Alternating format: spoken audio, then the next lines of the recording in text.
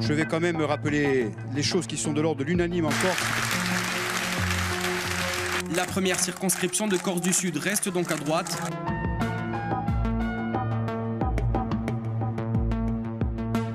Una Corsica sociale, equalità, ma una Corsa, Corsa.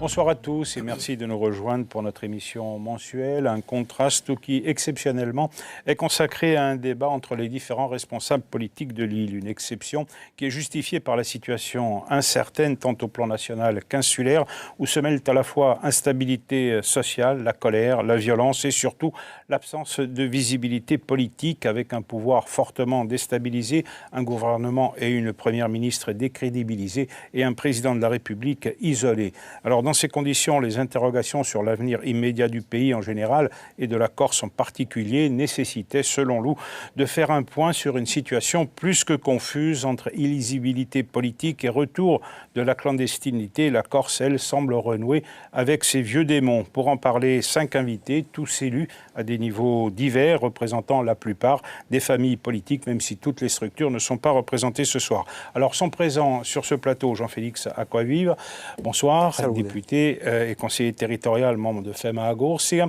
Jean-Martin Mondolone, conseiller territorial, bonsoir. Président du groupe Unsofiuno. Bonsoir Jean-Martin. Xavier Lugiani, conseiller territorial du groupe Avancem. Bonsoir à vous. Et Jean-Charles Orsucci, maire de Bonifacio, membre de la majorité présidentielle, bonsoir. Que je salue, et Jean-Baptiste Lucioni, maire de Pedrosé, les représentants du Parti socialiste. Bonsoir également. Bonsoir. Messieurs, merci à tous les 5 de votre présence ce soir. Alors, avant de commencer notre débat et pour bien fixer les choses, un point sur la situation et les événements qui se sont déroulés depuis le début de l'année, tant au plan national qu'en Corse. C'est un sujet de Jean-Philippe Mattei. Est-ce qu'on est calme? Est-ce qu'on est fatigué?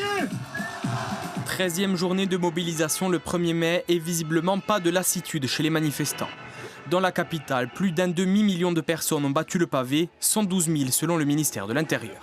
En tête de cortège, toujours les mêmes chefs de file d'une intersyndicale plus unie que jamais. Ce n'est pas un barreau d'honneur, c'est la contestation du monde du travail de cette réforme et c'est le message envoyé par le monde du travail, par les travailleurs travailleuses en disant « vous ne marcherez pas dessus ».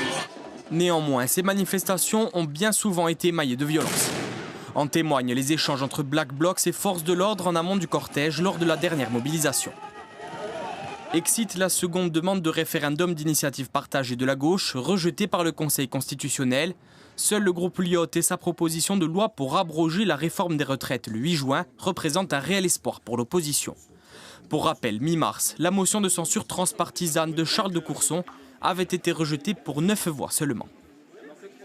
Le cheminement démocratique de cette loi n'est pas encore arrivé à son terme, puisque le Parlement n'avait pas eu à se prononcer, et nous voulons faire en sorte que le Parlement, cette fois-ci, se prononce, et il se prononce sur la mesure d'âge. La grande majorité des parlementaires Lyot, Rassemblement national et NUP devraient signer le texte. Reste à connaître la position des 19 républicains initialement opposés à la réforme. Pour canaliser l'incertitude politique, le gouvernement appelle à présent à reprendre les discussions pour avancer sur les autres projets du quinquennat, comme la revalorisation salariale des enseignants. En Corse, la mobilisation n'a jamais atteint le niveau du continent. Peu de manifestations d'ampleur, pas plus d'actions coup de poing. Dans l'île, c'est le contexte de violence et d'attentats qui fait l'actualité politique. 3 actes ont secoué la sphère publique entre fin mars et début avril, les mises à feu des mairies d'Afa et Apieto, ainsi que la résidence secondaire de l'élue ajaxienne Simone Guerini. Au-delà de la confusion générée, ces attentats font réapparaître au grand jour les clivages politiques. Si Unsofiuno fait désormais bande à part dans le cadre du processus de Beauvau, le PNC a récemment appelé à l'unité des nationalistes mais critique tout de même le manque de méthode de la majorité territoriale. On fait le bilan et on prend acte d'une situation qui est ce qu'elle est depuis juillet 2021. Et en ce qui nous concerne, on ne souhaite pas attendre que les nationalistes, chacun dans leur coin, viennent assumer un éventuel échec du processus ou autre. La situation sociale et sociétale sur l'île est suffisamment complexe et alarmante pour qu'on se saisisse donc de toutes ces problématiques. Le gouvernement ainsi que les organisations politiques et syndicales ont d'ores et déjà coché 2 dates d'importance. Les élus corses se déplaceront à Beauvau le 16 mai pour une nouvelle réunion avec Gérald Darmanin après plusieurs renvois. Les syndicats, eux, ont décidé que le 6 juin serait la prochaine journée de mobilisation, à 2 jours du vote du texte du groupe Lyot. Jean-Martin Mondolone, une situation politique instable pour le moment qui pose aujourd'hui le problème de la gouvernance du pays. Comment est-ce que vous qualifieriez cette crise? C'est une crise politique, de régime? Ouais, c'est une crise qui fait écho au monde tel qu'il va aujourd'hui, avec des séismes géopolitiques, politiques, sociaux, économiques de plus en plus fréquents. On sort d'une crise sanitaire qui précédait elle-même une crise financière. Maintenant, la guerre en Ukraine et la difficulté pour tous les gouvernants aujourd'hui de diriger leur propre pays, à commencer par la France. Donc, ça resitue les enjeux quant au phénomène appelé par toutes les régions, qui sont de décentraliser et d'appeler à davantage de pouvoir en région, qui sont relégués au deuxième, troisième, quatrième plan. Quand vous y ajoutez la confusion qui règne sur notre île, on a quand même une difficulté aujourd'hui à faire entendre d'une même voix nos aspirations, nos ambitions et un grand projet pour la Corse à Paris, lorsque nous montons dans des conditions d'impréparation qui sont particulièrement inquiétantes lorsqu'on se met en perspective par rapport aux autres évolutions institutionnelles, années 80, années 90, 2000.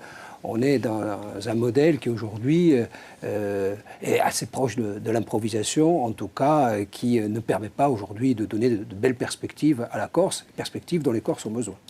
Charles Orsucci, président de la République, a réfuté l'idée d'une crise démocratique. Et pourtant, lorsqu'on voit ce qui s'est passé depuis le début de l'année, on peut en douter. En tout cas, vous savez, le président de la République, aujourd'hui, il veut légitimer les institutions, et moi je fais partie de ceux qui les protègent. Je parle bien des institutions, d'ailleurs, des institutions que ce soit à Paris, parce que je suis quelqu'un qui est convaincu que la Ve République a encore de l'avenir, que ce soit en Corse, vous savez, on a connu aussi en Corse, au moment de la catastrophe de l'assassinat d'Ivan Colonne, certains ont remis en cause la légitimité de Gilles Simeone, et moi j'ai fait partie de ceux qui ont trouvé que c'était anormal. Il avait une totale légitimité à être le leader de la Corse, puisqu'il sortait démocratiquement renforcé de l'élection territoriale. Mais ces crises-là, on les connaît à Paris, on les connaît en Corse. Je rappelle quand même que Emmanuel Macron, en ce moment, effectivement, souffre de ce genre de mots, mais avant lui, Nicolas Sarkozy a eu beaucoup à souffrir. Je ne parle même pas de François Hollande, que je soutenais, qui n'a même pas été en capacité de se présenter, ce qui montre bien les difficultés qui étaient les siennes. On voit bien qu'à l'échelle de la planète, aujourd'hui, il y a une tendance forte à voir des extrêmes prendre le pas, qu'elles soient d'ailleurs d'extrême droite ou d'extrême gauche, sur, je dirais, des courants d'idées qui sont aujourd'hui tels les sociodémocrates. Et ça, c'est vrai que ça nous inquiète. Et je répète, pour moi, ce qui est fondamental, c'est de légitimer les institutions. Et je crois qu'aujourd'hui, les remettre en cause, comme le fait la France insoumise, est dangereux pour notre pays. Et c'est surtout le meilleur moyen de permettre, notamment au Rassemblement national, de se retrouver en position forte. Et ça me gêne au plus haut point. Le groupe Lyot a été au cœur des débats durant ces dernières semaines. Comment est-ce que vous analysez, vous, cette crise qui n'est pas encore terminée, d'ailleurs, puisque vous avez déposé une proposition de loi pour le 8 juin. Je crois qu'évidemment, on se doit de respecter les institutions. Je suis d'accord sur ce point avec Jean-Charles Orsucci. Néanmoins, ce qui s'est passé dans cette séquence, par l'utilisation galvaudée du 49.3, c'est un manquement à la déontologie démocratique, puisque l'Assemblée nationale, ni en première lecture, ni en seconde lecture, n'a pu se prononcer clairement sur le fond de la réforme de la retraite. Or, en démocratie, il faut savoir gagner, il faut savoir perdre, y compris en cours de route lorsqu'on porte une réforme. Et c'est cette accélération d'utilisation galvaudée du 49.3, qui était d'ailleurs ciblée même par Michel Debré à l'époque, pour dire, qui disait qu'à force de trop utiliser le 49.3, on se risquerait une crise de régime. C'est pas moi qui le dis, c'est lui. Le rocardien que je suis ne partage pas cette analyse, évidemment. On provoque évidemment ces éléments-là, et Rocard l'utilisait surtout dans la loi de finances, ce qui n'est pas du tout la même chose. Il a le record en la matière, là, nous sommes et il a bien fait, d'ailleurs. La réforme de retraite qui est intergénérationnelle, qui, je le dis clairement dans le fond, n'est ni faite au sens du fond, et n'était à faire ni urgente, et qui nécessitait d'abord un pacte social, une convergence. Si la CFDT, par exemple, va dans la rue, c'est bien parce qu'à un moment donné, le manquement à la démocratie sociale a été réel. Pourtant, Laurent Berger était plutôt de ceux, et on le voit à travers ses propos, et je ne suis pas forcément pro-CFDT, qui recherchait un consensus, une convergence et des compromis. Et cette incapacité à fonder du compromis pour aller très vite, et malheureusement, la marque du début de mandat, et crée une situation de crise. Mais encore une fois, je rejoins d'autres propos, la situation de crise n'est pas que sociale, elle n'est pas que française, il y a d'autres bouleversements qui se font, géopolitiques, la guerre en Ukraine, l'impact sur les prix, les denrées aussi, même s'il n'y a pas que ça, évidemment. Et nous, dans ce cadre-là, je voudrais rassurer tout le monde, je pense que les prochaines semaines et les prochains mois verront des propositions et de mise en convergence des forces, parce qu'il faut aussi prendre du recul et éviter, évidemment, que l'on se fasse embarquer dans les crises. Je crois qu'aujourd'hui, les propositions ont déjà été faites. Simplement, il faut qu'elles soient faites de manière convergente. Je crois que ce travail de convergence implique tout le monde, parce que dans ce cadre-là, évidemment, les Corses attendent, nous sommes d'accord. Nous avons quand même une fenêtre de tir entre mai et juin, puisque c'était le rendez-vous du président de la République, où la Corse doit donner ses propositions. Je crois que nous sommes toujours à temps. Reste à savoir si, du côté de l'exécutif, il y aura bien une réforme de la Constitution. Et ça n'implique pas que la Corse. Jean-Baptiste Lucioni, c'est une crise sociale, tout simplement, selon vous, ou alors c'est une crise de régime? Non, c'est une crise plus profonde. Je pense que les prédécesseurs, leur prise de parole, ont montré que, et je peux partager beaucoup de ce qui a été dit, que ce n'est pas simplement une crise sociale. Pour autant, je pense que la responsabilité du gouvernement, et en particulier du président de la République aujourd'hui, dans sa façon d'organiser, de travailler, de préparer les événements, les rencontres avec les différents partenaires, que ce soit les partenaires sociaux ou les partenaires sur le débat qu'on va avoir tout à l'heure sur la réorganisation et la vision de l'autonomie. Aujourd'hui, malheureusement, on dénigre totalement les responsables politiques et les responsabilités politiques. Quand il faut arriver à produire de la violence pour produire un échange et un débat, c'est l'exemple de ce qui s'est passé pour le processus Beauvau, c'est-à-dire qu'on a pendant 7 ans un pouvoir exécutif qui est en Corse par la même personne, donc Gilles Simeone, qui est élu, et donc dont acte, il a été élu démocratiquement, et aujourd'hui les gens ont souhaité qu'il mène cette région pendant 7 ans, et c'est la revendication fondamentale des mouvements et des partis politiques qui étaient en responsabilité. Ils souhaitaient un débat, une autonomie, voire une indépendance. Pas d'échange, pas de débat, pas de travail, parallélisme des formes. Donc on va dans la violence et on propose l'autonomie. Aujourd'hui, parallélisme des formes, violence au niveau social. Aux gens, aller dans la rue. Effectivement, Xavier Louget, la violence réapparaît dans le débat politique. Alors, je ne parle pas seulement de la Corse, on en parlera après de la violence en Corse, mais même au plan national, on voit ces manifestations qui dégénèrent. Ça n'existait plus depuis longtemps. Ça a recommencé avec le quinquennat Macron, le premier déjà, avec les Gilets jaunes. Je crois que dans l'histoire, y compris du nationalisme corse, on a connu ces cycles qui reviennent. Bon, ils sont aussi signes d'une instabilité au niveau de l'État. Je crois que nous, on a devant nous ce projet, ce processus à vocation historique qui finalement n'en est pas un, à l'heure où on parle, et qui a vocation à porter la Corse vers l'autonomie. Pour autant, vous avez vu que depuis à peu près 6 mois, on n'a plus de calendrier, on n'a plus d'agenda. Donc on est quelque part aussi otage, et je le dis parce qu'il faut le dire, les Corses sont otages d'un conflit qui les regarde aussi, parce que je pense que le groupe Lyotte a pris ses responsabilités au moment des votes, et je pense que, sachant aussi que la Corse a une démographie qui est très vieillissante, avec un apport démographique extérieur de 13 000 personnes en 5 ans, où il y a 80% de personnes qui ont plus de 60 ans. Donc on est impacté, et on doit réagir nous aussi à cette réforme de manière très dynamique. Mais encore une fois, ce cycle de violence qui regarde l'Europe aussi, puisque quand la guerre en Ukraine, c'est aussi une manifestation de cette résurgence de vieux conflits. Et ici, aujourd'hui, le vrai danger pour nous, c'est qu'on s'enferme dans un débat franco-français qui empêche finalement la respiration de la revendication nationaliste corse sur l'autonomie et sur l'autodétermination. C'est sur la Corse. Mais vous vouliez revenir en un mot, Jean-Charles, sur... Vous pensez que la violence existe? Oui, bien sûr, elle existait avant. Oui, mais il y a quand même les gilets jaunes, le conflit social des retraites. Oui, je pense ça que fait beaucoup. Dans le processus, je pense que sous Nicolas Sarkozy, et je ne vous ferai pas l'historique ici, mais lors de manifestations sportives, lors de d'autres manifestations, il y a eu des expressions violentes. Les black blocs, c'est pas nouveau. Aujourd'hui, c'est vrai, ça s'exacerbe, mais comme je vous le disais, à l'échelle de la planète, on voit ce genre de manifestations. Je vous renvoie à l'élection de Trump, je vous renvoie à ce qui s'est passé au Brésil. Donc on sent bien que ces tensions et ces prises de position violentes existent chez les uns et les autres. Moi, vous savez, je ne vais pas me faire ici le défenseur de la réforme des retraites ce soir. J'étais de ceux qui pensaient que la bonne réforme des retraites, c'est celle qui aurait dû être faite c'est la réforme d'Emmanuel Macron de 2017, celle qui correspondait, parce que je me sens très proche de la CFDT, qui correspondait davantage sans mesure de la CFDT. Après, l'inconvénient ou l'avantage, je ne sais pas ce que l'on peut dire, c'est qu'Emmanuel Macron Macron, d'ailleurs au niveau national sur les retraites comme sur la Corse, a des fois arbitré en faveur de la droite, je dirais de sa majorité, et notamment je pense qu'Édouard Philippe a pesé fortement dans la question des retraites, et on est allé là-dessus.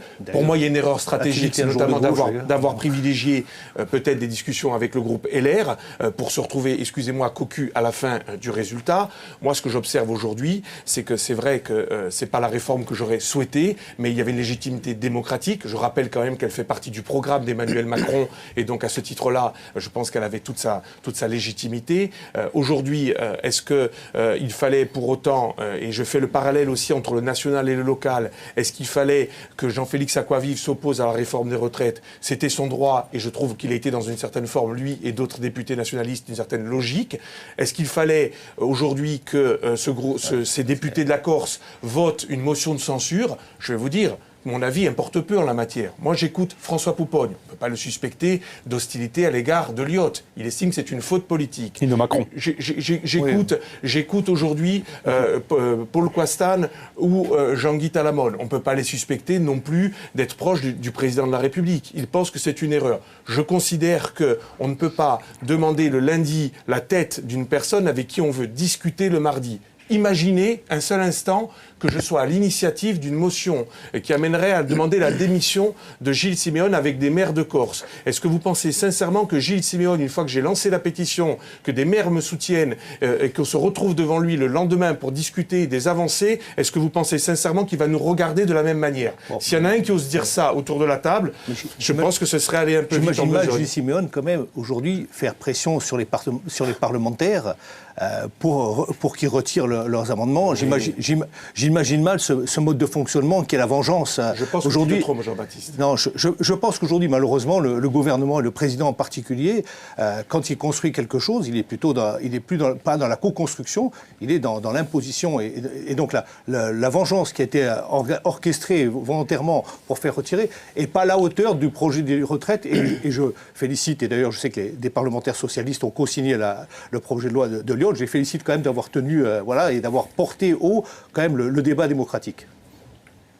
Je dis que la violence, ça dose quand même un problème de légitimité. Bien sûr que Macron a été élu une fois, bien sûr qu'Emmanuel Macron a été élu 2 fois. Mais c'est la première fois en France qu'on a un président qui connaît aussi peu les territoires, aussi peu les élus. Les autres présidents étaient fruit d'une très longue expérience politique. Donc le coup de prestidigitation qui l'a emmené au pouvoir est aussi à l'origine de cette défiance du peuple aujourd'hui. Les réformes sont difficiles, certes, mais ne faisons pas comme si la personnalité du président n'était pas en cause, son mode de fonctionnement très descendant, très bonapartiste pour le coup, est quand même en cause, et ce qui explique qu'on est arrivé à, non pas un niveau d'impopularité, mais un niveau de détestation comme jamais sur la Ve République. Alors après 9 années sans attentat ni affrontement, eh bien, on pensait que la page de la violence en Corse était définitivement tournée. Eh c'était une erreur. Elle est revenue sur le devant de la scène et déstabilise plus qu'on ne l'imagine sans doute la société insulaire, à commencer par les élus. Comment est-ce que vous analysez cette irruption de la violence aujourd'hui, Jean-Marc Amandolin ? La violence, elle naît de la violence. Il y a des violences politiques, il y a des violences institutionnelles, et il y a la violence qui est liée à la précarité, il y a la violence qui est liée au manque d'horizon qu'on dégage notamment à l'égard de la jeunesse. Et la violence, c'est jamais que le fruit de la révolte. Ça, c'est une chose de pouvoir, non pas la légitimer, mais expliquer la violence. Là où nous, on se distingue par rapport à d'autres, très clairement, c'est nous que cette violence, on est en situation de la condamner, sans faux semblant, sans tentative, comme j'ai pu l'entendre dire ici ou là, de récupération politique. C'est pas parce que la violence existe et parce qu'elle trouve ses racines dans une colère souvent légitimée. Lorsqu'un jeune est sans emploi, lorsqu'un jeune n'a pas d'horizon scolaire, lorsqu'un jeune n'a pas les moyens de trouver un toit, on peut comprendre qu'il soit en colère. Maintenant que de façon institutionnelle, organisée, clandestine ou pas, on puisse attenter à des biens et à des personnes, nous on pense très clairement que tout cela est condamnable. Ça ne fait pas une politique en tant que telle, ça fait un positionnement politique, et je regrette dans ces séquences que nous avons vécues, que nous ayons encore, presque historiquement, renoué avec un cycle, distinguant ceux qui étaient capables de le condamner et ceux qui ne l'étaient pas. Je pensais que cette page-là aussi était tournée. Peut-être faut-il encore un peu de naïveté pour survivre en politique. Jean-Félix Acquavive, 9 ans de paix, de nuit qui n'étaient plus rythmés par les attentats, et in fine, finalement, il n'y a pas de réponse politique de la part de l'ensemble de la classe politique, et en particulier des nationalistes qui sont aux affaires, puisque est-ce que finalement le bétonnage, la spéculation a été freiné depuis 7 ans? Je crois qu'à un moment donné, il faut être clair qu'il y a une situation de dépossession foncière immobilière galopante, que nous dénonçons d'ailleurs en permanence. Et au Parlement, oui, dénonciation, et en demandant et en faisant des propositions, y compris de compromis, à travers des propositions de loi à droit constant, avant réforme constitutionnelle, pour aller vite, en disant il y a urgence, en insistant sur l'urgence. Ce sont des choses réelles et concrètes, mais que la collectivité soit gérée par des nationalistes dans le cadre d'une collectivité territoriale qui a été un acquis 91-2002, mais dont on savait que c'était un acquis qui n'était pas l'autonomie au sens de l'édiction de règles suffisamment prescriptives, et qu'elle agit dans un certain coin, par exemple, le dispositif d'aide, on a gaz à pertutti pour permettre aux communes de produire de logements, ça se fait en cours de route et ça se fait de manière concrète. Simplement, la vitesse d'exécution des phénomènes spéculatifs notamment, si je prends ce sujet-là, parce que c'est un sujet d'urgence et de tension maximale, puisque ce n'est ni plus ni moins que le droit au logement et la propriété qui est atteint, au sens de pouvoir vivre sa vie de manière durable et décente, et notamment pour les générations de jeunes qui ont un revenu médian. Donc c'est vraiment le cœur de la perception épidermique de l'injustice. Bon, il faut aller concrètement une solution politique qui permet l'édiction de règles beaucoup plus prescriptives, d'un pouvoir autonome qui permet d'aller plus vite et plus loin. Ça, vous demandez depuis 7 ans, mais concrètement, il n'y a rien eu. Mais le fait que les attentats reprennent, je ne peux pas dire qu'il n'y a rien eu quand on voit le succès de dispositif on a gaz à pertutti pour l'accès aux résidents par les communes interco. Ça n'a pas l'air massif, non plus. Il y a plusieurs dizaines de communes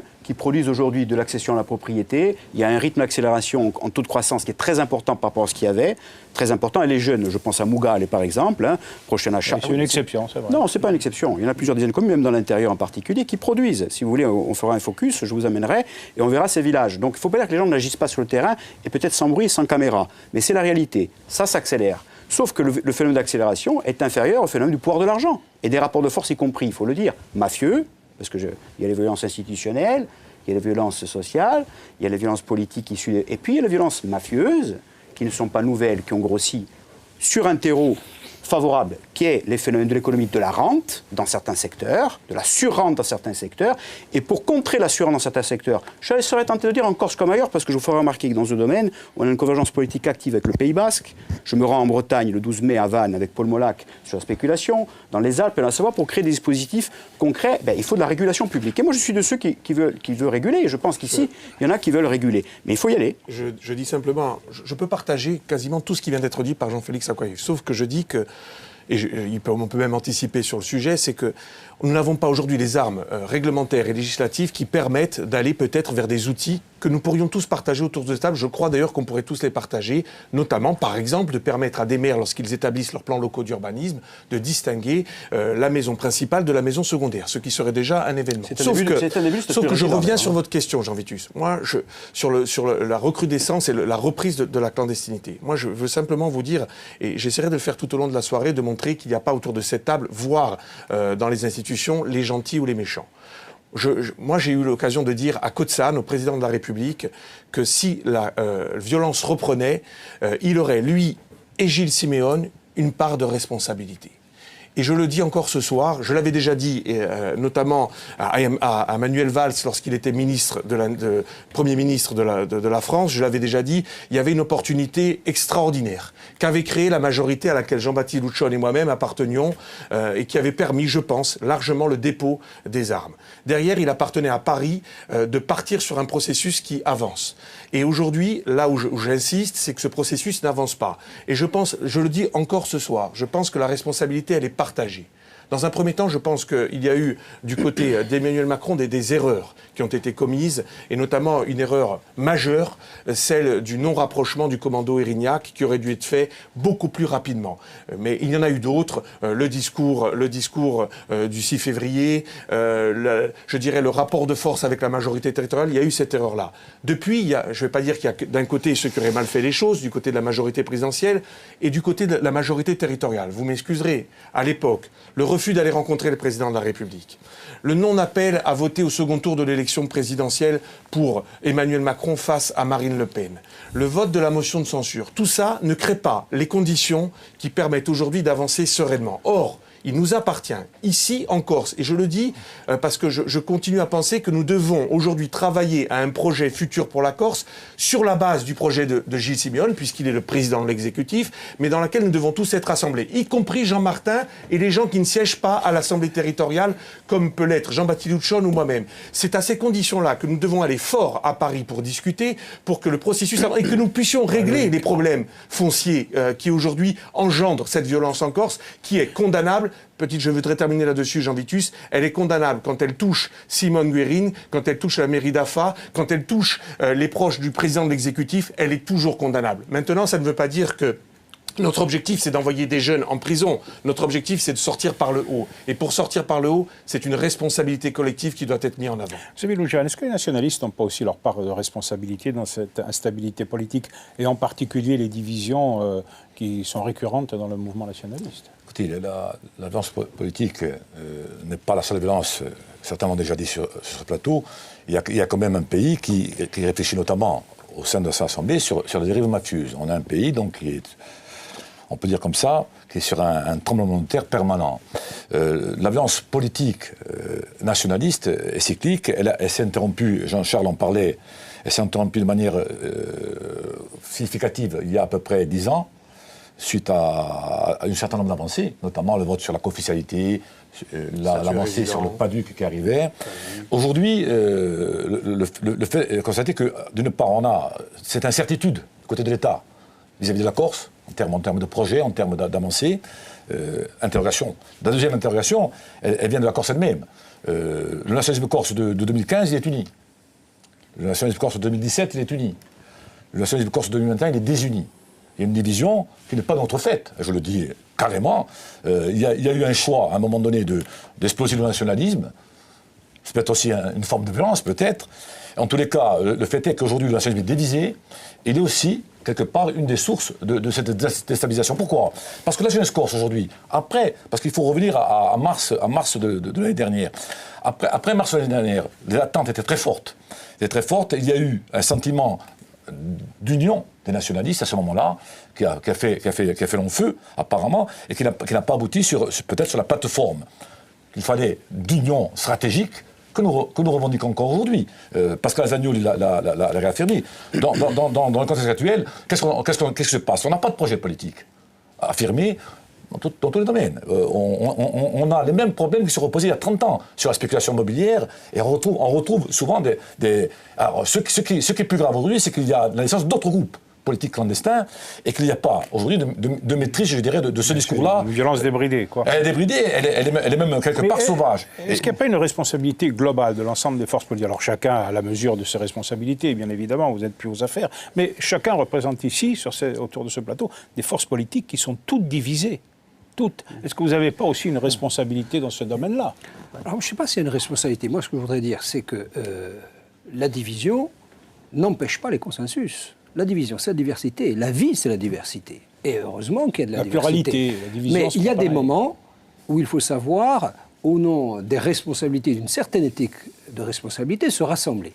Or, moi, le reproche que je formule à l'exécutif, parce que vous savez, moi, je suis ni macroniste, ni simoniste. Je suis à équidistance de ces deux courants d'idées. Donc, ça me permet une certaine objectivité.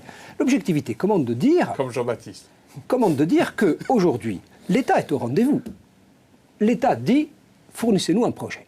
Y a-t-il eu une seule réunion à l'initiative de l'exécutif, qui en a la légitimité, pour dire, bâtissons ensemble, depuis l'Assemblée de Corse et par excroissance autour des forces politiques en Corse, un projet qui s'adosserait, il me semble que ce serait la bonne méthode, aux préoccupations des Corses, qui sont identifiées dans toutes les enquêtes d'opinion. Accès aux soins, accès au logement, accès aux formations de qualité, je ne vais pas les énumérer ici. Y a-t-il eu le début du commencement d'amorce de soupçons de réunion sur un de ces sujets, alors que par deux fois, le 21 juillet dernier, pour ceux qui assistaient, aux réunions Place Beauvau, deuxième fois, sous l'autorité du président de la République, ce ne sont pas des injonctions que nous fait le président de la République. Il dit, on a compris, vous l'autonomie, travaillons sur l'autonomie. L'honnêteté intellectuelle commande de dire que la majorité territoriale est particulièrement affûtée sur ce sujet. Mais l'autre partie, parce qu'il faut tenir par les deux bouts, le projet de la Corse, et là j'en viens en division, n'appelle aucune division. Moi, j'aurais aimé que le président exécutif nous appelât 1 jour, 2 jours, 3 jours par semaine pour travailler sur ce projet. Et à défaut de projet, aujourd'hui, nous sommes, dès la semaine prochaine, dans l'incapacité de dire, aussi bien au président de la République qu'au gouvernement, quel projet, quelle perspective nous voulons pour la Corse dans les années qui viennent. J'aurais un petit bémol avec mes collègues aujourd'hui sur la méthode qui a été construite pour construire ce processus, parce que malheureusement, quand on regarde la composition du comité stratégique, on s'aperçoit qu'une grande part de la population en est exclue. Et une grande part en est exclue. Alors, pas par les résultats électoraux, parce que les résultats électoraux sont ce qu'ils sont, et si malheureusement les gens vont plus aux urnes, on a tous une part de responsabilité. On a à repenser le modèle politique, à repenser le mode d'élection, à repenser nos convictions et nos valeurs et nos projets pour amener les gens à s'exprimer. Mais dans la réalisation du comité stratégique, aujourd'hui, à aucun moment, on a associé la société civile. Moi, j'ai en mémoire quand même le processus de Matignon, où le CESEC faisait partie de cette partie. Et donc, on met un pan en dehors de ce processus, et on a l'impression, je veux dire, pour être extérieur à cette construction, on a l'impression qu'on travaille en vase clos et qu'à un moment donné, on attendra. Alors, bien entendu, tout le monde parle de référendum. Quand est-ce qu'il va arriver ? Est-ce qu'il va arriver avant la mise en place de la réforme de la Constitution, ou est-ce qu'il va arriver avant la loi organique ? Tout ça, c'est... Et par échange, discussion, travail, on s'est rendu compte que la réunion du mois de février où Emmanuel Macron a participé, il a fixé quand même un calendrier différent, complètement différent de ce qui était prévu un an avant, c'est-à-dire travailler sur 6 blocs et cette construction dont pouvait parler Jean-Martin Mondolone sur les 6 blocs qui sont les attentes aujourd'hui, qui peuvent être les attentes de la population. On a inversé le calendrier par rapport au calendrier de la mise en place du Congrès et la mise en place de la réforme de la Constitution avec la Nouvelle-Calédonie. Et on impose aujourd'hui de rentrer dans le moule dans un cadre dont on n'a pas défini le projet qu'on veut mettre dedans. C'est la grande difficulté aujourd'hui, je pense, de s'adresser à la population en disant « donnez-nous un blanc-seing sur le cadre, et après on verra qu'est-ce qu'on met dedans ». Je pense qu'on aurait dû construire de façon différente, faire les fondations avant de penser au toit. Sans doute, mais est-ce qu'on ne met pas aussi la charrue avant les bœufs ? Jean-Charles Orsoulch, par exemple, quid de l'avenir de ce gouvernement au mois de juillet ? On ne sait pas où on va, peut-être en Corse, mais au plan national, on ne sait pas plus. Je ne suis pas là dans le secret des dieux, pour vous dire ce qui va se passer. Vous êtes de la majorité présidentielle. Oui, c'est vrai. Vous êtes bien informé. En tout cas, vous avez pointé du doigt déjà ce qui peut être une véritable difficulté. Moi, je le répète, je pense que celui qui va répondre un peu plus longuement sur ce qui vient d'être dit, mais c'est vrai que de l'extérieur, moi, depuis longtemps, j'appelle le président de l'exécutif à ouvrir à la fois à d'autres forces que celles qui siègent dans la configuration qui s'affiche derrière vous, Jean Vitus, parce que le mode électoral amène aujourd'hui toujours les mêmes représentations, et c'est démocratique, mais vous n'avez plus que des nationalistes autour de cette table quasiment, et quelques éléments de droite. La gauche est totalement écartée, la majorité présidentielle est écartée, le Rassemblement national est écarté, le Parti communiste est écarté, des forces importantes en Corse qui existent. Je crois que, je répète, il est vrai qu'aujourd'hui, on est dans l'attente de ce qu'on va mettre dedans. Moi, je ne vous le cache pas. Aujourd'hui, autant je suis convaincu et je continue à être un autonomiste convaincu, et je pourrais soutenir Jean-Félix sur un certain nombre de sujets parce qu'on en a fait la démonstration, sur les routes, les collèges, les lycées, on a démontré qu'on était capable de faire des choses en Corse. Je suis bien sûr plus que réservé sur la question des retraites, la question du chômage, la question de la sécurité sociale. Je suis aujourd'hui de ceux, et je regrette d'ailleurs que ceux qui siègent à l'Assemblée de Corse et qui sont sur ce plateau ce soir ne l'aient pas dit au mois de juin à Darmanin, c'est que nous voulons l'autonomie, mais nous voulons aussi un renforcement des pouvoirs régaliens de l'État. Parce que j'entends ce qu'a dit tout à l'heure Jean-Félix Akwavi, et il a raison sur ce point-là aussi, sur la voyoucratie qui existe dans notre pays.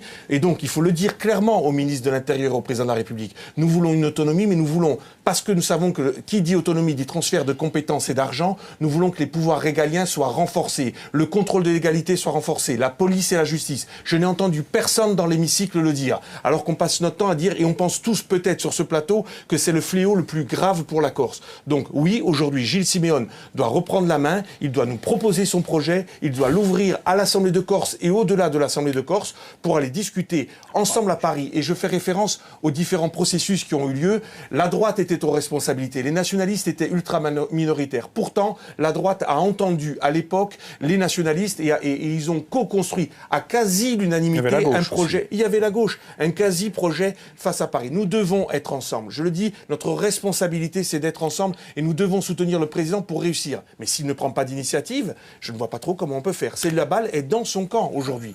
Et Jean-Félix va sûrement nous expliquer comment. Il va répondre à toutes ces critiques. Mais juste, je reviens un peu sur l'attitude du groupe Lyot. Lyotte. On vous l'a reproché tout à l'heure, le vote de la motion de censure, le dépôt de la motion de censure, et puis cette fois-ci la proposition de loi. Est-ce que ça ne va pas encore être une pierre dans votre jardin, dans les relations avec le gouvernement? Puisque vous me posez, puisqu'on revient, on rebrousse un petit peu, on rebrousse le poil un peu en arrière le sujet des retraites. Moi, je vais vous dire clairement les choses, que nous sommes totalement en cohérence, parce qu'il faudrait peut-être 2 heures de débat, mais le projet de retraite, non seulement il y a eu un manquement démocratique, de déontologie démocratique, je me suis expliqué tout à l'heure, mais il est injuste. Il est injuste pour les femmes, il est injuste pour les seniors. Et quand on parle de 12 milliards de déficit sur une dépense de 340 milliards, il y avait d'autres ressources qui permettaient d'équilibrer, de ne pas faire supporter sur les seuls actifs, puisque, évidemment, ça a été dit, la population vieillit, et qu'à un moment donné, si on passe à 64 ans aujourd'hui, on passera demain à un autre âge plus long. Donc c'est pour toutes ces raisons de fond qui touchent les gens de la rue. Et le fait de se mettre en avant comme ça... Il y a eu un manquement démocratique que nous ne pouvons pas laisser passer. Pourquoi? Parce que d'une part, nous avons été approchés dans les dernières 24 heures. Ça a été dit, je ne vais pas développer, mais Jean-Baptiste Louchon en a parlé. Donc quand on aborde des forces politiques sous l'angle de la liste de courses, sous l'angle de l'épicerie, sous l'angle un petit peu, je dirais, éthiquement déviant, je m'arrêterai là. Le devoir moral, politique, c'est de remettre l'église au milieu du village. Et dire, vous avez fait un manquement démocratique, nous n'avons pas vocation ni à voter des motions de censure, ni à en porter tous les 4 matins. Mais là, il faut que vous arrêtiez. Et c'était le message du coup d'arrêt. Est-ce que le lendemain, nous avons été appelés pour discuter de la Corse? Bien sûr. Plus vite que même que la veille. Donc à un moment donné, il faut savoir tout relativiser. Il faut passer de la liste de courses à la logique d'épicerie. C'est malheureusement souvent été l'approche de cette gouvernance parce qu'il fallait aller vite sur tel projet de loi et non pas du compromis politique. Je vais faire référence à Michel Rocard. Tout le monde connaît le documentaire qui est sorti, et mon collègue de gauche, pour le coup, physiquement et réellement, je pense, bien sûr, on faisait référence. Michel Rocard, il y a une image dans le documentaire qui dit, concernant la Nouvelle-Calédonie, quand je suis arrivé au pouvoir, je les ai réunis un samedi, je dis, messieurs, en parlant des Calédoniens, des Caldoches, jusqu'à mardi, j'ai plus de rendez-vous, il y a de quoi dormir, il y a de quoi manger, nous sommes à Matignon, personne ne sortira de là. Lorsqu'on sortira, ça sera la paix ou la guerre. Vous imaginez aujourd'hui l'état d'esprit d'un Premier ministre faire ça sur un problème politique d'urgence? Avoir cette vision-là? Non. Donc aujourd'hui, il nous semble que le problème corse, mais le problème calédonien, le problème de la Guyane, le problème social mériterait que des gens produisent du compromis. Et c'est le message de la motion de censure. C'est pour ça que nous sommes très clairs là-dessus, et je ne suis pas inquiet. Ça viendra d'autant plus vite que nous aurons ce discours-là, de manière franche là-dessus. Après, si je dois m'exprimer, effectivement, c'est un peu... Et c'est le jeu, un peu le haro sur la majorité territoriale, sur certains, avec des nuances, s'entend. Et je ne vais pas répondre à tout le monde, mais c'est vrai qu'il faut que l'on produise de la convergence, mais je ne suis pas inquiet. C'est quoi la méthode? Mais si j'ai quelques minutes pour répondre, je répondrai, mais je laisse le maître des horloges pouvoir distribuer la parole. Justement, la deuxième partie de l'émission, pour évoquer maintenant beaucoup plus précisément le processus de discussion avec l'État. On va y revenir de toute manière. Alors, pour introduire le débat, un rappel de la gestation et de l'évolution de ces discussions incertaines avec Pierrick Nanini. Jean-Martin Mondologne et la droite insulaire feront désormais cavalier seul à Beauvau. Voici l'ultime rebondissement d'un processus de discussion qui n'en manque pas. Si les divergences étaient connues, elles sont désormais actées officiellement. Il n'y a pas eu le début de commencement d'amorce de réunion. Donc on en prend acte, on peut appeler ça une rupture, on peut appeler ça une césure, on peut appeler ça des chemins parallèles ou séparés. En tout cas, nous, désormais, nous prenons l'initiative de monter à Beauvau avec nos propres propositions. Ce processus, ce sont les événements violents consécutifs à l'assassinat d'Yvan Colonne en mars 2022 qui l'ont déclenché. Face à la situation incandescente, Gérald Darmanin est dépêché à Ajaccio par le président de la République avec un engagement. Il faut définir maintenant ce qu'est cette autonomie. Ça peut être un statut à la polynésienne, comme il existe dans la Constitution. Ça peut être un statut sui generis, différent. Premier couac, dès le lendemain, le protocole d'accord est ratifié uniquement par le ministre de l'Intérieur et Gilles Siméogne. Les autres groupes nationalistes le rejettent, insatisfaits du contenu. Après cet épisode, il faudra attendre 4 mois de report en report post-élection présidentielle pour que se tienne la première grand-messe à Paris en juillet. Un cadre est posé, des réunions thématiques auront lieu toutes les 6 semaines. Gilles Siméogne se veut optimiste. Je pense que pour cette première réunion, en termes de méthode, de calendrier et aussi en termes d'objectifs politiques, la barre a été mise au bon niveau, puisque Gérald Darmanin a réaffirmé devant les élus de la Corse ce qu'il avait dit en mars dernier. Comme prévu cette fois, en septembre se tient la première réunion thématique Place Beauvau avec un comparatif des statuts d'autonomie des différentes îles de Méditerranée. À la sortie, satisfecit général et bonne ambiance, mais pas pour longtemps puisque quelques jours plus tard seulement, le calendrier judiciaire vient bouleverser la donne politique. Énième refus d'accorder la semi-liberté à Pierre Alessandri. Aussitôt, les élus corses interrompent les discussions. Cela durera 6 mois, le temps que Pierre Alessandri puis Alain Ferrand y recouvrent la liberté. Entre-temps, Gérald Darmanin prononce un discours d'apaisement longtemps attendu lors de la cérémonie en hommage au préfet Erignac. Aujourd'hui, le temps a fait son œuvre et une génération est passée. Mesdames et messieurs les élus, les morts nous regardent. Fin février, les discussions reprennent enfin avec un invité surprise de dernière minute, Emmanuel Macron, le président de la République. 1h30 de présence, il rappelle les lignes rouges et presse les élus corses de remettre une première copie pour juillet. Pendant tout le processus de Matignon et même ensuite avec Sarkozy, on n'a jamais eu le président de la République. Donc c'est un geste. Maintenant, quelle sera la suite? Je ne peux pas encore en préjuger. La crise majeure des retraites et l'agenda verrouillé du ministre provoqueront officiellement un nouveau report. Mais on sait aussi que le vote de la censure par les députés nationalistes a crispé le gouvernement. Dans ce contexte de contestation à Paris et à Ajaccio, difficile d'entrevoir une avancée sereine des discussions. Xavier Luciani, la sérénité n'a jamais été la marque de fabrique de ce processus, ni au départ, ni au cours de son évolution. Alors on a l'impression, si l'on se réfère au précédent, c'est-à-dire celui de Matignon, que tout ça n'a guère été pensé. Écoutez, moi j'ai souvenir d'avancées significatives qui remontent aux années 80. La première fois qu'on a un statut particulier, en 82, on n'a pas d'élu nationaliste à l'Assemblée de Corse, il n'y a pas d'Assemblée de Corse d'ailleurs. C'est le mouvement national qui pousse, avec les convergences certainement à l'époque de la gauche française, et cet événement-là. Depuis, avec toute cette espèce d'horizon cyclique qui se répète au fur et à mesure, on arrive aujourd'hui avec pratiquement mardi prochain, nos propositions propres, les uns ou les autres. C'est-à-dire que moi, ce qui m'étonne et qui, quelque part, m'inquiète, c'est qu'au-delà d'une convergence nationale corse avec les forces de gauche et de droite, c'est qu'il n'y ait pas encore une convergence établie dans le mouvement nationaliste. Je pense que le mouvement national n'a jamais été aussi fort que quand il était uni. Aujourd'hui, on n'a pas encore établi une plateforme revendicative déjà propre au mouvement national. J'ajoute aussi que ça, c'est une première étape pour moi à réaliser. La deuxième, et je rejoins dans le propos Jean-Martin, c'est qu'on ne peut pas aller à Paris simplement avec la voix des nationalistes. Je crois qu'aujourd'hui, on défend un pays. On défend la Corse. Moi, je défends ma nation, mais je mets sur ma nation avec tous les Corses. Avec, bien sûr, un certain nombre de réserves, notamment sur les spéculations immobilières, qui sont... les lignes rouges, pour moi, ce n'est pas la langue et le statut de résident. La ligne rouge, pour moi, c'est comment on arrête, dans le foncier, la spéculation, la dépossession, comment on enraye ce phénomène de la jeunesse corse qui est en train d'aujourd'hui de déraper, en perte de repères, comment on pose un projet culturel, politique, éducatif. Tout ça, ce sont des questions qu'il faut poser à l'ensemble. Et il faut là une convergence. Pourquoi? Parce que derrière, il y aura un congrès, une majorité de 3/5, il va falloir persuader aussi, quelque part, la classe politique française du bien fondé d'une avancée politique, qui n'est pas pour moi une autonomie pleine entière. Au-delà, c'est un chantier permanent. Il faut qu'au-delà de l'autonomie, on puisse poser à un moment donné le principe de l'autodétermination du peuple corse. Je le dis calmement, mais c'est aussi pour cela qu'on est nationaliste corse et qu'on monte à Paris. Jean-Martin Mandolin, vous avez décidé d'aller avec vos propres propositions à Paris. Est-ce que c'est la bonne stratégie? Parce que déjà, unis, c'était pas facile. Diviser avec chacun ses propres propositions risque de ne pas aboutir à grand-chose. Avait-on le choix? Je vous pose la question. Par 12 fois, nous avons demandé au président du conseil exécutif de nous donner une méthode. Vous appelez ça une feuille de route, parce que maintenant on a inventé des tas de formules. Encore une fois, nous n'avons pas été sollicités. Moi, je pense que le président de l'exécutif souffre du syndrome de la majorité absolue. Tout ça travaille certainement, mais de façon consanguine et fermée. Et puis on arrive à un processus qui est parasité par le péché originel. Je reprends la formule du reportage. La Corse était dans un contexte incandescent. Le ministre arrive, déboule de l'avion et dit il y aura de l'autonomie. Il avait compris que c'est ce que voulaient en gros les gens pour éteindre le feu. Très bien, pourquoi pas?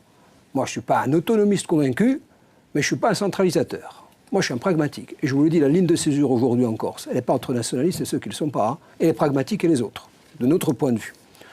Deuxième chose qui parasite le processus, c'est la méthode. Et le processus qui fait référence aujourd'hui, c'est Matignon. Mais il y avait une temporalité, il y avait des rythmes, il y avait des réunions de travail, il y avait des axes stratégiques qui étaient fondés. Aujourd'hui, il n'y a pas l'ombre d'une méthode qui soit validée par les uns. Et puis, troisième chose qui parasite, ce sont les contenus. La Corse ne pourrait pas comprendre que les élus de la Corse, à l'Assemblée et en dehors de l'Assemblée, ne soient pas d'accord sur l'eau. Les Corses ne pourraient pas comprendre que nous ne soyons pas d'accord sur l'accès aux soins. Les Corses ne pourraient pas comprendre que nous ne soyons pas d'accord sur l'accès à une formation de qualité. Les Corses ne pourraient pas comprendre que nous ne soyons pas d'accord sur l'accès à l'emploi. Nous sommes condamnés à l'être, du reste. Ce que les Corses pourraient comprendre, évidemment au titre de la diversité politique, c'est où les uns les autres allons placer le curseur de l'autonomie. Pour notre part, nous sommes des pragmatiques. Là où l'autonomie sera source de bien-être ou de mieux-être pour les Corses, nous serons au rendez-vous. Là, il y a des risques, nous serons à charge contraire, plutôt pour une recentralisation. Mathieu Lucciol, la méthode n'est pas bonne, l'exécutif ne mène pas les débats comme elle devrait. Je pense que Jean-Martin l'a un peu exprimé, puis on l'a vu dans le reportage. Le problème, c'est qu'à un moment donné, ça change tout le temps et c'est à géométrie variable. Donc, on part sur un processus où on doit travailler ensemble avec un rythme de toutes les 6 semaines, avec des blocs de compétences donc on doit travailler et puis valider et avancer. Et que, entre les 6 semaines, bien entendu, les différents cabinets, les différents fonctionnels se voient pour avancer sur ce qui a été proposé. Et puis on change au gré, malheureusement, de l'actualité. Donc échéance électorale, malheureusement les essais judiciaires qui sont produits, le drame qui s'est produit un an après, avec l'assassinat d'Yvan Colonne à la prison d'Arles. Et donc tout ça fait qu'aujourd'hui, on a toute cette partie qui varie en fonction du calendrier. Et on arrive maintenant avec une méthode qui a en plus complètement changé, ce que je parle tout à l'heure, où en fait on enlève tout le fond, pour arriver simplement à un cadre. Quel est le cadre? Moi, j'ai l'habitude de dire qu'aujourd'hui, d'abord, il y a les faits, il y a des trucs, et les faits précèdent le droit. Et là, on met le droit avant les faits. C'est le film à l'envers. Voilà. Dans la construction aujourd'hui du processus, on a inversé la construction. On commence par le toit, on finit par les fondations. C'est pas acceptable. Donc, moi, je pense que dans la construction de l'autonomie, il y a beaucoup de choses qu'à mettre. Il y aurait d'abord la première chose qu'à mettre, c'est quand même l'évaluation des politiques publiques, des 3 différents statuts, 3,5 même avec la collectivité unie. Et je rappelle encore une fois que ces 3 statuts ont quand même été donnés à chaque fois par des gouvernements de gauche. Donc il faut quand même aussi avoir, et qui n'étaient pas là dans la construction et qui n'a jamais arrivé. Après, on était là simplement en disant, nous on fait ça pour construire et gérer. Pas du tout, puisque sur les 40 années de la vie de la collectivité de Corse, la gauche a géré pendant 6 ans simplement. Donc à un moment donné, il est quand même important de remettre au centre les choses et de le dire tranquillement. Donc il y a quand même aujourd'hui ça. Donc dans la méthode, dans le processus, tout ça, moi j'ai peur qu'on construise une coquille vide. Alors, c'est important, et pour avoir, comme l'a dit Jean-Charles Rousseau, quand on était aux responsabilités de 2010 à 2015, on a porté des projets. On les a mis sur la table. Ces projets ont conduit à faire que l'espace politique a pris plus de place. Et donc, certains ont décidé de déposer les armes parce qu'il y avait une vraie volonté. Voilà. Les projets ont été mis sur la table. Il y avait un projet politique. Le projet politique majeur, et je terminerai comme ça, quand même, il y a aujourd'hui un document qui permet de le mettre, le projet politique d'une majorité. C'est le PADUC, parce que dans le PADUC, il y a 2 volets. Il y a le plan d'aménagement et de développement et il y a le schéma d'aménagement. Le schéma d'aménagement, on s'en fiche, les cartographies, tout le monde connaît. Par contre, le plan d'aménagement et de développement durable, c'est la vision politique d'une majorité pour le développement de son territoire. Aujourd'hui, on est toujours en attente, malheureusement, du projet de la droite. Il est mort-né, il n'a pas été présenté. Et je pense que Jean-Martin va me dire que quand ils reviendront aux responsabilités, ils le présenteront. Il aura raison. La gauche en a présenté le nôtre. 7 ans de vie nationaliste. On attend toujours le projet pour l'aménagement et le développement et la préservation de ce territoire porté par la majorité actuelle. Jean-Félix Accueil, alors si on se réfère au précédent processus de discussion, c'est celui de Matignon. Il avait quand même été validé par 44 élus sur 51. L'Assemblée, à l'époque, comportait 51 élus. Seuls 2 avaient voté contre, dont le pauvre Nicolas Alphonse. Le contenu du protocole, il est toujours d'actualité, finalement, de Matignon. Jean-Charles pourrait le dire, ou Jean-Martin. Pourquoi aujourd'hui, vous ne voulez pas d'un consensus, ou vous n'arrivez pas à trouver un consensus? Je trouve l'affirmation un peu... c'est ce que disent tous les interlocuteurs. Il me semble que ça ne va pas ni dans le sens des propos du président exécutif à chaque session, ni du même de nos propos ou de notre attitude. Par exemple, le contraire. Mais les actes. Le groupe Elliott, par exemple, je me retrouve avec Paul-André Colomba, nous sommes tout à fait convergents sur le foncier, sur l'immobilier. Oui, il faut situer l'église au milieu du village. Le projet de l'exécutif. La vérité, si je peux m'exprimer, la vérité, c'est qu'entre juillet, première réunion, et février, notamment deuxième réunion du président de la République, il y a eu la poursuite de la vengeance d'État sur Pierre Alessandre et Alain Ferrand, et qu'on a tout stoppé parce qu'on ne pouvait pas empêcher, il fallait arrêter, et nous avons pris des délibérations convergentes. Ça ne nous interdit pas de travailler entre nous. Délibérations convergentes. Donc le rythme des réunions, Jean-Martin, n'était pas guidé par nous, mais par la disponibilité du ministère de l'Intérieur. Entre nous, nous aurions pu travailler durant cette longue bout de Parlons d'entre nous, Jean-Martin, puisque vous m'avez l'air très clair. Qui empêche la taxe sur plus-value immobilière ou la spéculation au Sénat lorsqu'on arrive à faire une convergence avec le Pays Basque, la Bretagne? C'est un sénateur de droite qui appartient dans vos rangs. Vous savez très bien que sur la spéculation foncière immobilière, aujourd'hui, si sur la spéculation foncière immobilière vous fuyez le débat, il y a un problème aujourd'hui qui est très clair. Nous ne sommes pas d'accord, malheureusement. Nous avons proposé le droit de préemption renforcé, nous avons proposé une taxe sur les plus-values immobilières, nous avons proposé qu'il y ait un zonage, et ça recoupe ce que dit Jean-Charles, pour qu'il y ait un statut de raisonnement sur certaines zones. Ça a été même adopté à l'Assemblée nationale. Vous le savez. Simplement, vous êtes aujourd'hui systématiquement contre ce genre d'évolution. Donc il y a une divergence. Et moi, je ne suis pas pour fuir la divergence. Il y a une majorité. Et il y a une minorité. Il ne faut pas dire que les propositions n'existent pas.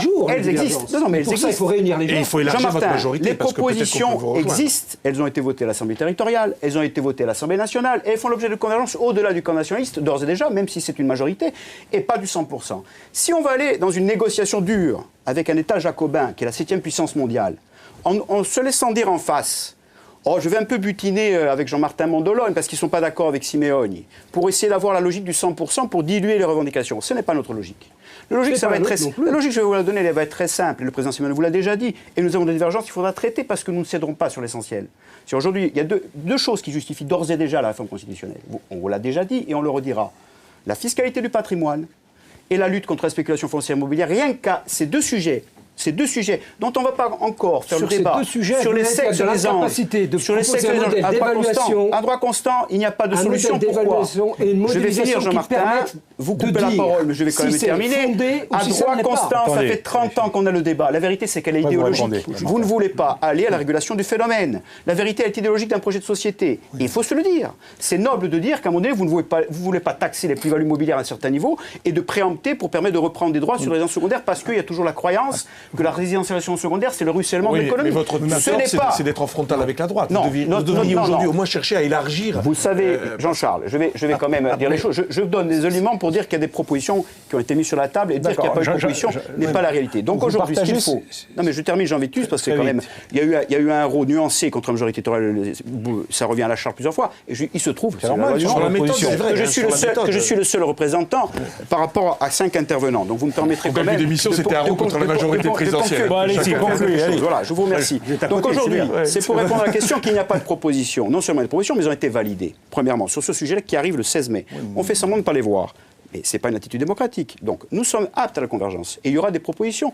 Et nous pensons, mais il faut qu'on soit tous d'accord, que la matrice de la convergence, la vraie matrice démocratique et morale vue par tous les Corses à la télé, et parce que c'est l'émanation totale, c'est l'Assemblée de Corse. Donc oui, il y aura à construire un pacte politique, social, économique, social et culturel par un vote clair à l'Assemblée de Corse, et c'est notre matrice. Et nous espérons qu'elle est partagée par tout le monde. Et à ce moment-là, dans le calendrier, mais vous inquiétez pas, Xavier Luciani, vous savez très bien que nous avons une proposition commune. Ça fait 50 ans que je m'inquiète. Mais suivez la voie pour André Colombagne, au groupe, nous sommes ensemble et pourtant nous ne sommes pas dans le même parti. Donc aujourd'hui, nous sommes carrément dans la séquence de savoir si dans le premier semestre ce pacte sera fait. Je crois qu'il y aura des réunions. Il y en a eu dans la commission réglementaire législative, puisqu'il y a des comparaisons statutaires qui se font aujourd'hui. Il y a un travail de fond qui est fait aujourd'hui. Donc aujourd'hui, et il y aura certainement le rendez-vous très rapide sur cette question-là à l'Assemblée de Corse. Vous assumez ces divergences que vient de noter Jean-Félix Aquavive? Ce que je veux dire à Jean-Félix Aquavive... Vous n'êtes pas d'accord sur un certain nombre de points? Ce que je veux dire à Jean-Félix Aquavive, c'est que si tout le monde, autour de cette table, pose un problème de méthode, c'est qu'il y en a un. Ce n'est pas pour le plaisir de se situer ou de figer une opposition artificielle. Ce que je veux vous dire... aussi, Jean-Félix Aquavive, c'est que nous avons pris la mesure de nos responsabilités en tant qu'élus de la Corse. En tant qu'élus de la Corse, on considère qu'on a vocation à monter à Paris en recherchant des consensus sur l'essentiel. L'essentiel n'est pas forcément ce qui nous distingue. On sait très bien que les uns les autres ne doivent pas mettre le curseur au même niveau sur l'autonomie. Mais parlons de ce sujet une seconde. On a en face de nous des gens qui sont des pros, a priori, de l'autonomie fiscale. Nous, qu'est-ce qu'on demande? Nous, on n'est pas pour ou contre l'autonomie fiscale. Nous, on vous a demandé à de multiples reprises, et il y a des in extenso qui peuvent en témoigner, on vous a demandé à de multiples reprises de faire des modélisations tendant à dire, voilà, si on a un peu d'autonomie fiscale, c'est-à-dire un peu de dotation en moins, quels sont les impacts pour la Corse? Je prends un exemple. Quand il y a un grand séisme comme une crise sanitaire, on a un État qui fait bouclier. Demain, dans une région aussi pauvre que la Corse, si on a de l'autonomie fiscale et si on a un peu moins de dotation, c'est-à-dire un peu moins de sécurité, vous pensez que la Corse peut s'en sortir? Vous pensez que la Corse pourra tirer bénéfice de cette autonomie fiscale? Vous avez peut-être un avis a priori, qui est un avis dogmatique, idéologique, qui s'appuie sur votre doctrine historique. Nous, ça ne nous pose pas de problème. Nous, on est pragmatiques. On veut qu'on fasse la démonstration en Corse que tout ce qu'on va, pan par pan, secteur par secteur, proposer en matière d'autonomie, va être de nature à améliorer le bien-être des Corses. Pour l'heure, ces démonstrations n'ont pas été faites. Elles n'ont pas été faites pour une simple raison, c'est que vous pensez que vous tirez légitimité du suffrage universel. Vous avez raison. Ça, c'est le syndrome de Macron, pardon de vous le rappeler, qui pense que parce qu'il a été élu avec la majorité des voix, il peut tout faire dans un mandat impératif. Vous avez un mandat représentatif. Au terme d'une année, 2 années de pouvoir et plus encore, en tout cas sous le régime de la majorité absolue, vous êtes enfermé de façon consanguine dans une approche qui vise à distiller à l'opinion que l'autonomie va améliorer la vie des Corses. Nous, on veut en faire la démonstration. Une fois que cette démonstration sera faite, à ce moment-là, de façon responsable, on répondra oui ou non à vos injonctions. Charles Ansouch, après Jean-Baptiste. Je voudrais juste dire deux, trois choses. La première, c'est que j'attire l'attention de Jean-Félix Akouavive sur le fait qu'en 2003, de mémoire, lorsqu'il y a eu le référendum, il y avait une majorité au sein de l'hémicycle de l'Assemblée de Corse pour dire qu'il fallait aller vers une certaine évolution, et le peuple corse a répondu différemment. Je l'invite à la plus grande prudence, en reprenant d'ailleurs le propos qui vient d'être tenu par Jean-Martin Mandologne, en disant que je crois qu'il faut sortir peut-être de l'unique prisme de l'Assemblée territoriale, en cherchant à vous adosser, et moi je pense qu'il y a des gens qui sont prêts à vous soutenir si le document est mis sur la table, s'il y a débat sur le sujet. J'aimerais aussi, par rapport au reportage que vous avez évoqué et ce qui a été dit, d'abord, je ne crois pas que le seul élément qui est déclenché, ce soit le drame que nous avons connu en mars dernier. Je vous dis simplement les choses. C'est vrai que Jean-Baptiste Luchon a rappelé tout à l'heure que cet État français, depuis au moins 1789, réagit souvent à la violence. C'est malheureux, mais c'est la culture française qui est ainsi faite. Nous ne sommes pas des germaniques, nous ne sommes pas des sociaux-démocrates, nous avons cette façon de fonctionner en France. Ce que je voudrais dire aussi, c'est que je peux rejoindre Jean-Félix Akouavive lorsqu'il évoque souvent, et parce que je pense qu'il a raison, je le dis ici, le rôle qu'ont joué certains faucons au sein de l'appareil d'État, au sein des discussions qui ont lieu depuis au moins 2017, entre la Corse et Paris. Je pense que, certes, il y a eu une influence des faucons, mais il y a eu aussi l'influence des colombes, qui ont amené peut-être le président de la République à venir encore une fois, place Beauvau, et c'est Paul Coastan qui le fait remarquer, ce n'est pas moi. Je vous dis ça parce que la réalité, c'est que Gilles Siméone, et ce que je vais dire là aussi a été dit et affirmé par des gens comme Bruno Kettel ou François Poupon, Gilles Siméone a entamé depuis longtemps des discussions avec Paris sur la question de l'autonomie, sur la question d'avancée institutionnelle. Certes, l'élection présidentielle était venue, je dirais, paralyser les avancées nécessaires sur le sujet. Certes, c'est sûrement la violence qui a permis ce coup d'accélérateur et peut-être cette barre qui a été mise, je dirais, à la hauteur souhaitée pour la Corse, celle de l'autonomie. Mais par contre, il nous appartient aujourd'hui de répondre à ce moment que le président de l'exécutif souhaite historique, que je souhaite historique, et j'espère que nous tous, nous le souhaitons historique pour tourner enfin la page de 50 ans de violence. Pour réussir, il faut une majorité large. Jean-Baptiste, c'est bien, vous avez rappelé ce qui s'est passé au moment des accords de Matignon. Il faut qu'on soit dans cette proportion-là. Il faut que le président de l'exécutif aille, et lorsque je pointe le défaut de méthode, ce n'est pas pour mettre en difficulté la majorité territoriale, c'est pour au contraire lui donner la force de réussir dans ce processus face à un État jacobin, parce que je reste persuadé que c'est un État jacobin. Mais il faut réussir sur la méthode, c'est fondamental. Je pense qu'aujourd'hui, sur la méthode, c'est évident, mais il y a aussi le fond. Il y a le fond. Et aujourd'hui, l'autonomie de la Corse, c'est qu'est-ce qu'on entend par autonomie de la Corse? Tout simplement. Ouais. La vraie question est là. Et pour nous, aujourd'hui, après avoir travaillé avec les groupes de travail au Parti Socialiste, aujourd'hui, l'autonomie de la Corse, c'est pas l'autonomie de la collectivité de Corse. C'est, à un moment donné, c'est comment on va prendre en compte le bloc communal, le bloc intercommunal, le repenser certainement, parce qu'on s'aperçoit que la loi NOTRe aujourd'hui, elle n'est pas à l'échelle de notre territoire, et donc il va falloir repenser peut-être à l'échelle de nos 9 territoires comment on peut travailler là-dessus.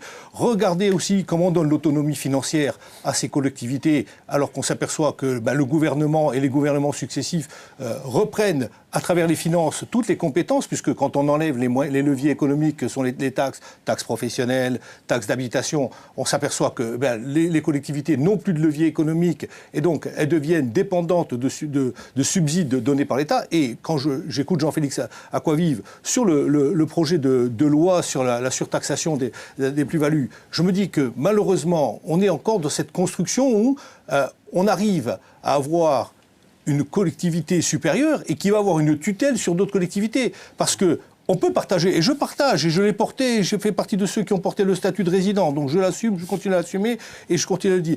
On a une vraie difficulté, on a des outils techniques, on a tout à l'heure évoqué 30 secondes les outils techniques, qui sont des outils techniques, mais qui ne sont pas mis en œuvre. Tous les outils techniques aujourd'hui, qui sont à disposition des collectivités. Une collectivité sur 6, un document d'urbanisme.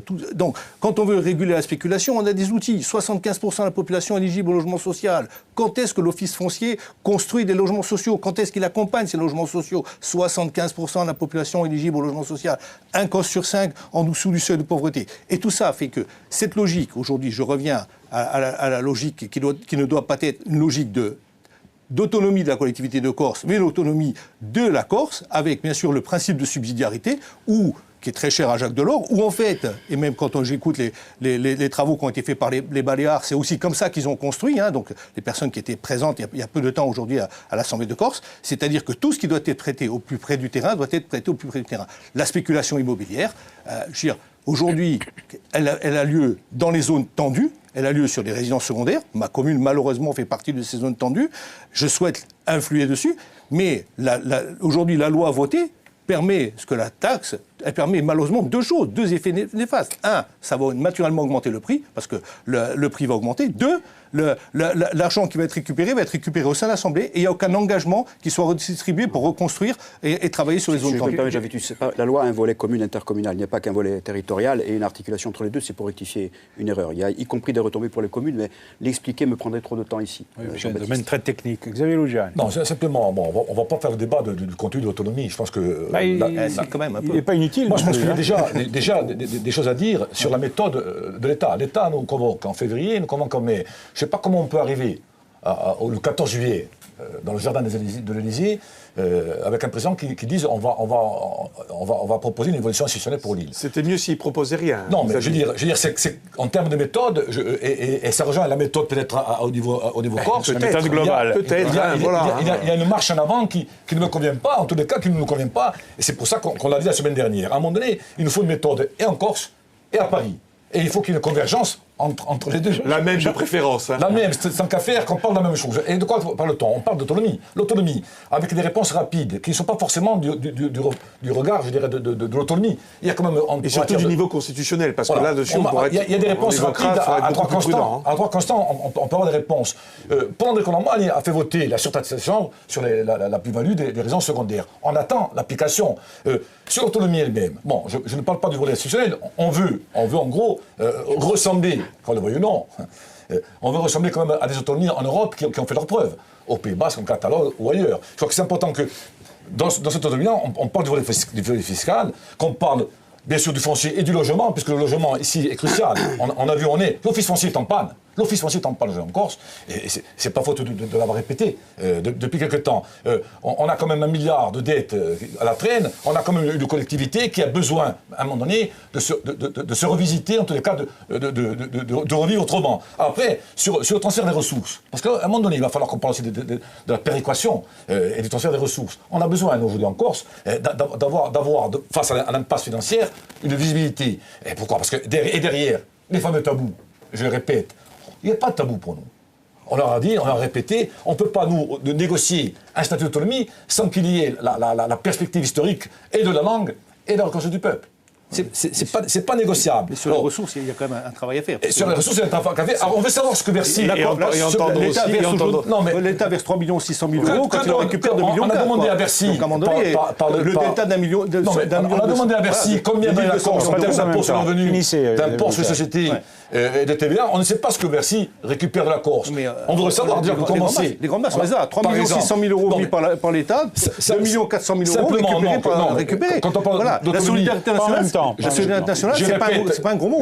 L'expression d'un autorité internationaliste, qui dit en gros, on veut un principe de souveraineté au plan local, c'est tout. Avec, bien entendu, un titre pour la Corse et de l'organique. Et tu es certain aujourd'hui que nous avons les bases fiscales pour ça? Parce qu'on est en même temps, et donc... J'aimerais que la méthode pose le problème, déjà.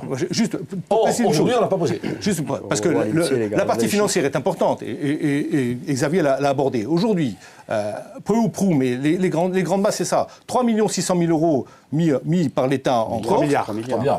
3 milliards 600 000 euros, pardon. 3 600 millions d'euros. 3 milliards 600 000 euros et 2 milliards 4 récupérés. Donc, il y a un delta d'1,2 milliard.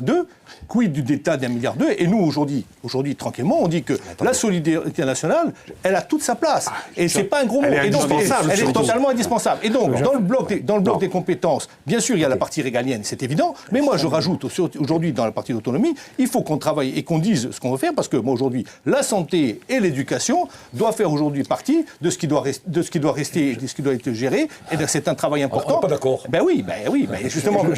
Et voter une DSP, on demande encore 30 millions d'euros supplémentaires. Exactement. C'est pas ça l'autonomie. Je crois qu'à un moment donné, on ne peut pas faire un débat technico-politique avec des approximations. Même si les chiffres sont vrais, il y a quand même une réalité claire qui n'est pas dite ici, qui est la réalité. Le taux de croissance du recouvrement d'impôts en Corse explose. On a passé de 470 millions d'euros de TVA à 900, plus 100% en 10 ans. Chiffre INSEE, je vous renvoie, c'est accessible. Est-ce que c'est grâce au tourisme plus 80.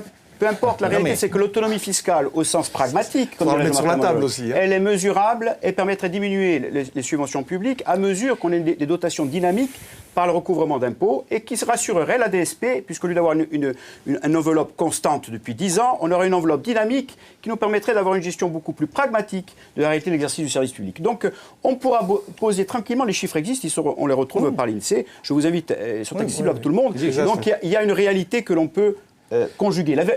On ne va pas se raconter l'histoire. La volonté, elle est simple. Y a-t-il une volonté d'y aller ou à utiliser le processus pour attaquer les uns ou les autres? La réalité, elle est simplement là. C'est l'état d'esprit. Parce que de dire qu'il n'y a pas de possibilité, ce n'est pas vrai. De dire qu'il n'y a pas de travail de fait, ce n'est pas vrai. De dire qu'il n'y a pas de proposition, ce n'est pas vrai. De dire qu'il n'y a pas de volonté de convergence, ce n'est pas vrai. J'ai juste dit qu'il n'a pas été présenté. La réalité aujourd'hui, c'est que le grand rendez-vous de savoir s'il y aura ou non une réforme de l'institution, tu le sais qu'il y a des autonomistes. On le saura en juillet. On le saura en juillet par la volonté du président de la République, qui ouvrira pour d'autres raisons que la Corse la question ou pas de la Constitution. Donc, est-ce qu'en d'ici juin, on aura un consensus suffisamment fort? Je nous y invite. Mais je vous y invite. Et il faut la convergence. Et la convergence, ce n'est pas le consensus, Jean-Martin. La convergence, c'est faire des choix. Et faire un pas vers l'autre. Sur le contenu de l'autonomie, c'est simple. Autonomie de gestion, autonomie de décision. La réalité, Jean-Martin Jean-Michel, elle est assez claire. C'est que la probabilité pour que les 3/5 au Parlement soient réunis, c'est-à-dire pour qu'il y ait un processus d'autonomie, une fenêtre de tir, est assez faible. Et que là, on est en train d'ergoter sur des sujets très éloignés des préoccupations des Corses. Donc ce processus, il faut avoir la part d'espoir qui vous anime, à savoir... Mais devrait tous nous aligner, Jean-Martin, la fiscalité du patrimoine. Vers un processus on ne résoudra pas sans réforme de la Constitution. À la fois à l'autonomie dont la Corse aurait besoin, mais à la fois à la résolution par le concours et avec le concours de l'État des problèmes qui préoccupent tous les Corses qui nous écoutent ce soir. Or, lorsque je fais la synthèse de ces débats, nous avons parlé beaucoup d'autonomie, de spéculation, beaucoup d'évolutions institutionnelles, mais les Corses n'ont toujours pas compris en quoi cette autonomie et en quoi éventuellement ces évolutions institutionnelles allaient pouvoir résoudre leurs problématiques. Et c'est pour ça que si on va vers un référendum, on a le risque, parce que nous n'aurions pas été assez pédagogues sur ce sujet, que tous nos travaux soient annihilés par la volonté du peuple. Donc il y a à la fois la volonté, pour notre part, de répondre par des propositions concrètes, isolées pour l'heure, à défaut de propositions mises sur la table à l'exécutif, et la volonté de répondre aux préoccupations premières des Corses. Jean-Charles Orsucci, ce qu'a fixé le président de la République, les délais, avec éventuellement une réforme constitutionnelle, tout ça vous paraît possible aujourd'hui? Moi, ce que je sais aujourd'hui, c'est que si d'abord nous ne sommes pas d'accord en Corse, ce sera difficile de convaincre le gouvernement. Première étape, nous devons tout faire pour être d'accord en Corse. Parce qu'ici, sur cette table, y compris Jean Martin, qui pourrait être le plus éloigné, en réalité est un décentralisateur convaincu. D'abord, soyons forts en Corse. Ensuite, on va réussir à convaincre le gouvernement. Derrière, il appartiendra à des gens comme Jean-Félix, comme Jean-Baptiste, de convaincre une partie de la gauche, la France Insoumise. Il a, à l'époque, donné son parrainage à Jean-Luc Mélenchon. J'espère que derrière, il arrivera à avoir la force de conviction pour revenir sur l'investissement. Excusez-moi, j'ai quand même quelques doutes quant à la volonté du Rassemblement national et de la France Insoumise de voir Emmanuel Macron réussir un dossier de la dimension du dossier corse. Je me permets de le dire.